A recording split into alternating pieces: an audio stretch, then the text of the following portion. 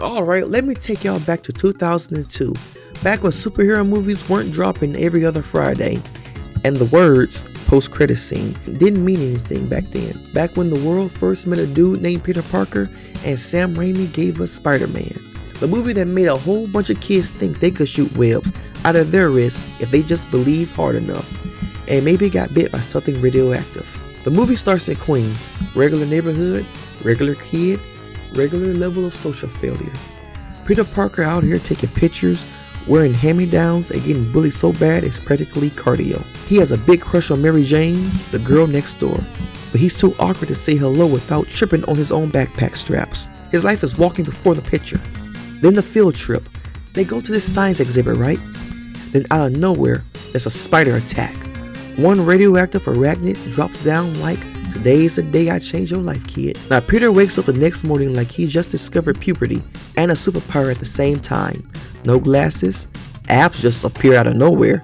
He's looking in the mirror like, wait, when did I get a six-pack and a jawline? He goes to school and he does get bullied again, but this time he has spider reflexes. Flash Thompson swings on him and Peter hits him with a kung fu dodge combo like he's been training. Flash is laid out, Peter's shocked, and the whole school is like, when did Peter have hands like that? And tell me how later on in the movie, no one knew this man was Spider-Man after what he did. He was walking around with a spider web connected to his lunch plate and everyone saw it. But you know power, it messes with people. Peter starts testing his abilities. He's jumping rooftops, shooting webs, climbing walls like a roach on caffeine. He's like, I might actually be him. But then, like every broke teen, he sees the dollar signs. He's like, I can wrestle and make money. And that's when we meet the greatest wrestling cameo ever, Macho Man Randy Savage as Bonesaw. And Peter's like, I'm about to get my whole spine snapped like I'm Batman. He goes in dressed like a DIY superhero and still wins the match, but he gets shortchanged by the promoter. The dude's like, I missed a part where there's my problem. And maybe this is why you should be nice to people, because seconds later, the same promoter gets robbed and Peter, all petty, lets the thief go. He's like, I missed a part where that's my problem. Use his own line right back at him. But then the twist, the same thief kills Peter's Uncle Ben. That's the gut punch of superhero origin stories. You could feel that pain through the scene, that moment right there.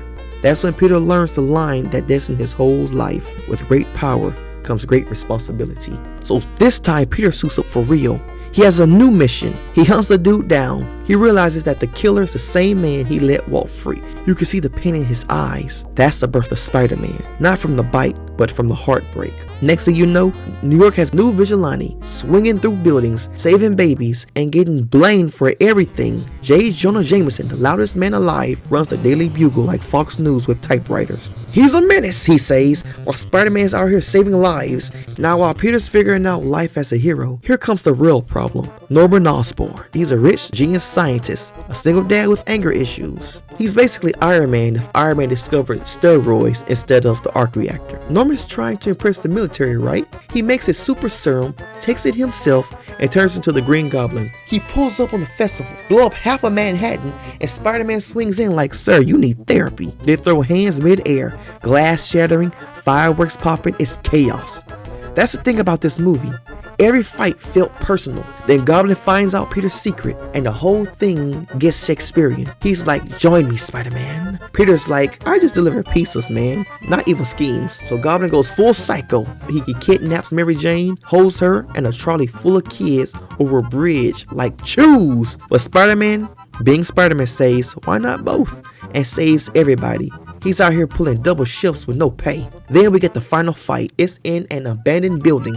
The mask is getting torn, fists flying, Goblin talking trash, Peter's bleeding, and the whole time you can feel it. This isn't just a hero versus villain. This is a surrogate son versus crazy father. Osborn pulls out the glider to impale Peter. The old Spidey sense goes ding, and he flips away, and that's when Goblin stabs himself. He dies and tells Peter not to tell his son, which is Peter's best friend, Harry. And Peter honors that. He carries Norman's body home looking like guilt in a wet suit. Then Harry sees it. Misunderstanding. Now Harry hates Spider-Man, not knowing that that's his best friend under the mask. That's drama right there. That's a telenovela level betrayal. That the ending hurts. Mary Jane finally realizes she loves Peter. She confesses. She even says, I love you. And Peter, knowing he loves her with all his heart, turns her down, and he says, I can't, because on the inside he knows he has to protect her by staying away. That's Spider-Man. So the movie closes on him swinging through the city. That's poetry. A nerdy kid gets turned into a superhero, burdened by power, hunted by love, and super broke. See, Spider-Man wasn't just a comic book movie. It was a coming-of-age tragedy wrapped in spandex. It taught you that being good doesn't mean life gets easier.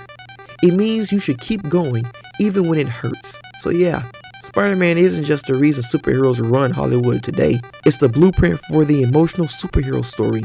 It showed us that power can be heavy, loss is real, and rent is always due.